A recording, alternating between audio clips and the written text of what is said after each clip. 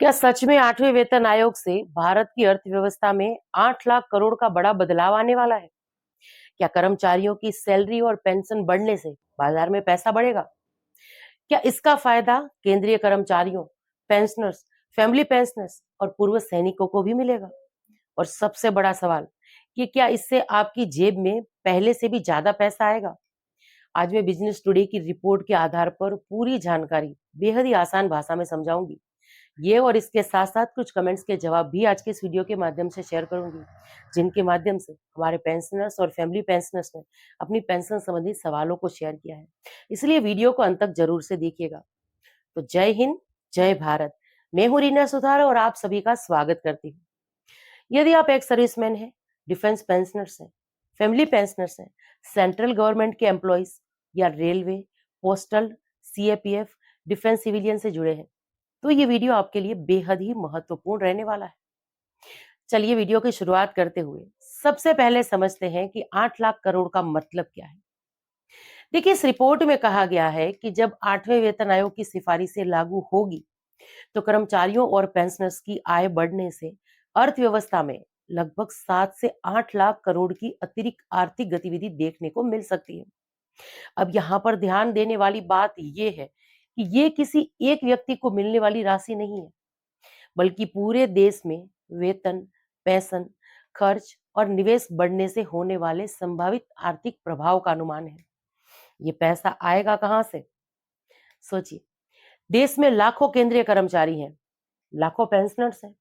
बाद में कई राज्य सरकारें भी अपने कर्मचारियों का वेतन संशोधित करती है। जब लाखों लोगों की आय बढ़ती है तो वे नया घर खरीदते हैं, नई कार लेते हैं, बच्चों की पढ़ाई पर अतिरिक्त खर्च करते हैं, बैंक में बचत बढ़ाते हैं, एसआईपी और म्यूचुअल फंड में निवेश करते हैं। यानी बाजार में पैसा घूमने लगता है। अब इसी को अर्थशास्त्र में कंस्ट्रक्शन ग्रोथ कहा जाता है। पेंशनर्स के लिए इसका क्या मतलब है? अब सबसे महत्वपूर्ण बात यही हो जाती है। तो पेंशनर्स और फैमिली पेंशनर्स ध्यान से सुनिए। बिजनेस टुडे की रिपोर्ट ये नहीं कहती है कि पेंशन कितनी बढ़ेगी, लेकिन यदि 8वें वेतन आयोग में पेंशन संशोधन होता है तो उसका लाभ पेंशनर्स को भी मिल सकता है। संभावित बदलाव शामिल हो सकते हैं इसमें, देखिए, जैसे बेसिक पेंशन का संशोधन, डियरनेस रिलीफ की नई गणना, फैमिली पेंशन में संशोधन, रिटायरमेंट बेनिफिट्स की समीक्षा। लेकिन अभी इनमें से कोई भी फैसला अंतिम नहीं हुआ है। कर्मचारियों के लिए इसका क्या असर होगा, इसको भी देखते चले। यदि आपकी बेसिक पे बढ़ती है तो केवल सैलरी ही नहीं बढ़ती, उसके साथ साथ जो है एचआरए, टीए, डीए और अगर कहें एनपीएस कंट्रीब्यूशन, रिटायरमेंट बेनिफिट्स पर भी असर पड़ सकता है। यानी कुल पैकेज पहले से बड़ा हो सकता है। अब सेविंग क्यों बढ़ सकती है, अगर इसको देखें तो रिपोर्ट में ये भी बताया गया है कि पिछली पे कमीशन के बाद लोगों ने, देखिए, केवल खर्च ही नहीं बढ़ाया, बल्कि बचत और निवेश भी बढ़ाया है।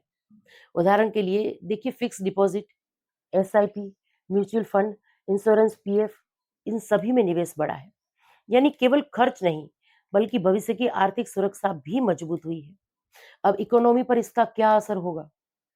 यदि लाखों लोगों की आय बढ़ती है तो सबसे पहले फायदा किन क्षेत्रों को मिल सकता है? यहाँ पर automobiles, real estate, banking, electronics, FMCG, health care, इन सभी क्षेत्रों में मांग बढ़ सकती है। इससे कंपनियों का कारोबार बढ़ सकता है और अर्थव्यवस्था को गति मिल सकती है। लेकिन सरकार के सामने, देखिए, चुनौतियां भी है। अब एक दूसरा पक्ष ये भी समझ लीजिए, यदि वेतन और पेंशन बढ़ता है तो सरकार का खर्च भी बढ़ता है। इसीलिए सरकार को ये भी देखना होगा कि बजट पर इसका कितना असर पड़ेगा, राजकोषीय घाटा कितना हो सकता है, राज्यों पर कितना बोझ आएगा। और यही कारण है कि 8वें वेतन आयोग की प्रक्रिया में समय लगता है। अभी क्या फाइनल नहीं हुआ है, ये देखते चले। यह सबसे जरूरी बात, सोशल मीडिया पर कई तरीके के दावे किए जा रहे हैं, लेकिन अभी तक जो है फाइनल फिटमेंट फैक्टर घोषित नहीं हुआ है। नई पे मैट्रिक्स जारी नहीं हुई है, मिनिमम सैलरी तय नहीं हुई है, पेंशन रिवीजन का अंतिम फॉर्मूला जारी नहीं हुआ है, लागू होने की अंतिम तारीख भी आधिकारिक रूप से घोषित नहीं हुई है। तो पेंशनर्स और फैमिली पेंशनर्स या एक्स सर्विसमैन को ये समझना बेहद ही जरूरी हो जाता है क्योंकि सोशल मीडिया में बहुत सारे वीडियोस आपको ऐसे मिल जाएंगे जहां 8वें वेतन आयोग की बाकायदा टेबल तक जारी कर दी गई है या उसके बारे में बात हो रही है। अब देखिए, जैसे ही सरकार 8वें वेतन आयोग की ओर से कोई आधिकारिक रिपोर्ट, सिफारिश या आदेश जारी होगा, मैं सबसे पहले आपको पूरी जानकारी बेहद ही सरल भाषा में समझा दूंगी। आपको केवल सही और प्रमाणिक जानकारी मिले, यही हमारी कोशिश है। तो चलिए, आज के इस वीडियो में हमने बात की 8वें वेतन आयोग की वजह से हमारे देश की अर्थव्यवस्था को क्या बूस्ट मिल सकता है उसके बारे में। अब वीडियो में आगे बढ़ते हुए कुछ कमेंट्स देख लेते हैं। देखिए, जो पहला कमेंट आप देख रहे हैं स्क्रीन पर, उसको मैं हिंदी में समझा देती हूँ ताकि हमारे बहुत सारे पेंशनर्स ऐसे होंगे जिनकी कुछ इसी तरीके की समस्या रही, तो उनको जो इस जवाब से फायदा मिल सकता है। यहाँ पर हमारे ये डिपेंडेंट जो पेंशनर्स हैं लिख रहे हैं कि गुड मॉर्निंग मैम, मैं सेना से 6 साल की सेवा के बाद मेडिकल आधार पर डिस्चार्ज हुआ था। उस समय मेरी कैटेगरी 20% डिसेबिलिटी थी, लेकिन बाद में यह 20% से कम मानी गई। वर्तमान में मुझे केवल सर्विस एलिमेंट पेंशन मिल रही है। क्या मैं डिसेबिलिटी पेंशन पाने का पात्र हूँ? और क्या मुझे एमएसपी तथा ओआरओपी 3 का लाभ मिलेगा? कृपया इसके लिए मार्गदर्शन करिए। आगे ये पूछ रहे हैं कि क्या मुझे डिसेबिलिटी पेंशन मिल सकती है? क्या मुझे एमएसपी का लाभ मिलेगा? और क्या मुझे ओआरओपी 3 का लाभ मिलेगा? तो चलिए, तीनों ही सवाल के जवाब दे देते हैं।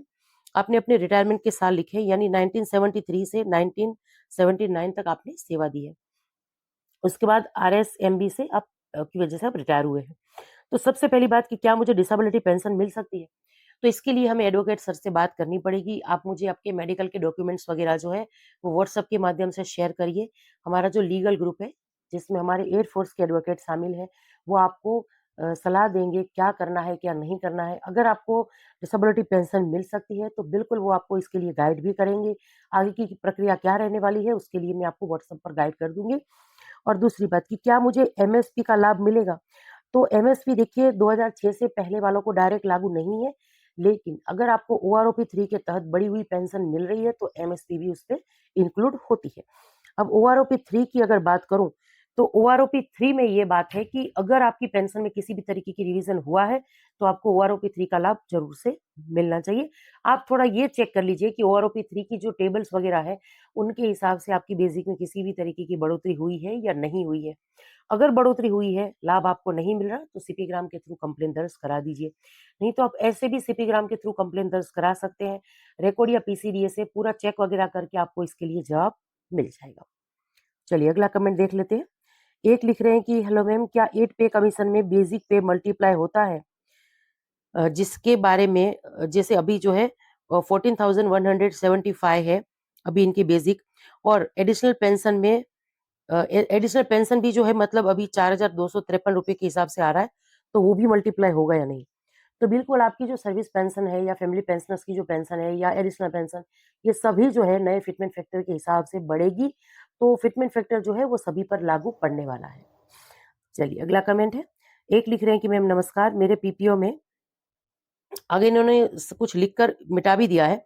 तो इन्होंने यहाँ पर लिखा है कि पे लेवल 4 के बदले पे लेवल 3 के हिसाब से जो है पेंशन मिल रही है, तो इसके बारे में जानकारी दीजिए।